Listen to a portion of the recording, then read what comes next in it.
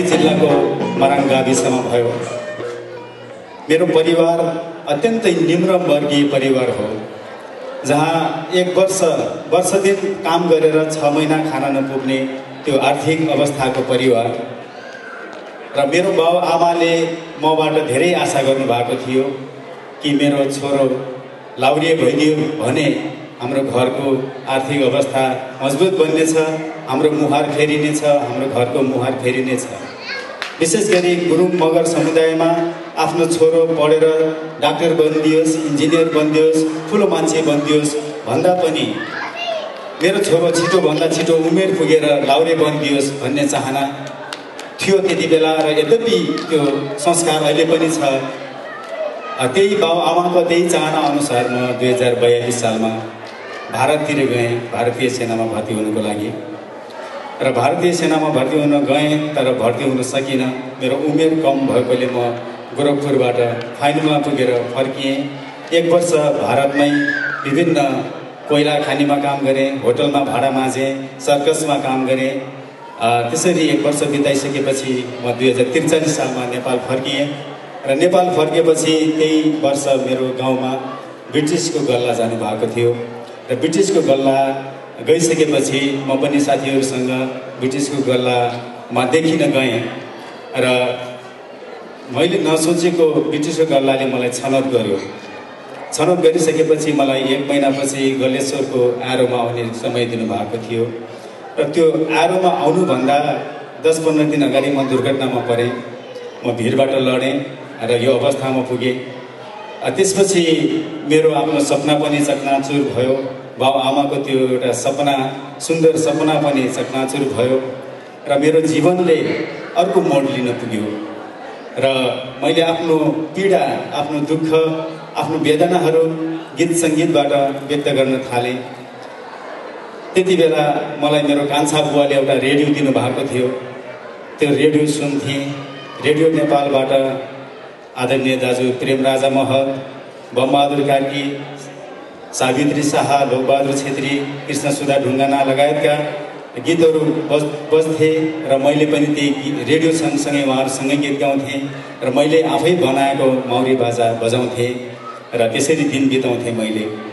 र त्यसरी दिन बिताउँदै गर्दा 1 वर्ष मैले काटेँ। 1 वर्षसम्म मेरो आमाले मलाई स्याहार सुसार गर्नुभयो। 1 वर्षपछि मेरो आमालाई पनि प्यारालाइसिस भयो।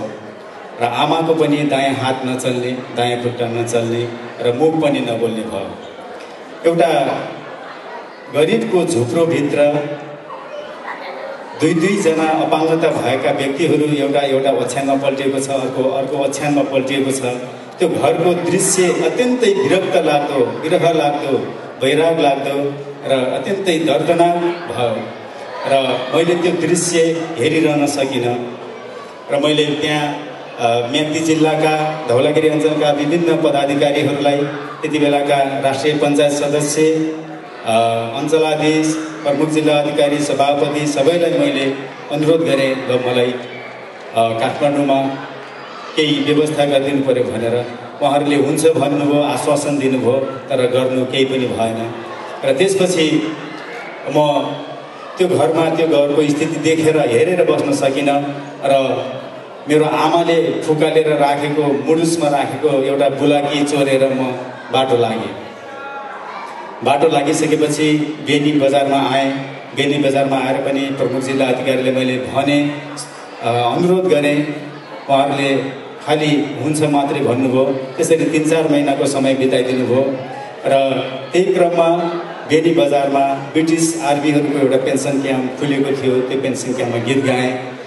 2-3 दिन गीत गाएँ। त्यहाँबाट अलिकति रकम सङ्कलन भयो। त्यसपछि बागलुङ बजार आएँ। भारतीय सेनाहरूको पेन्सन क्याम्प खुलेको थियो। त्यहाँ 7 दिनसम्म गीत गाएँ। त्यहाँ पनि केही रकम सङ्कलन भयो।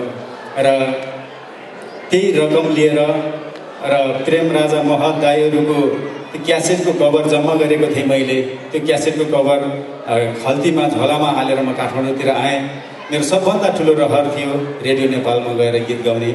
त्यही रहर बोकेर म काठमाडौँ आएँ र रेडियो नेपालमा स्वर परीक्षा दिएँ। 2047 सालमा स्वर परीक्षा पास गरिसकेपछि मेरो औपचारिक रूपमा मेरो साङ्गीतिक यात्रा सुरु भयो।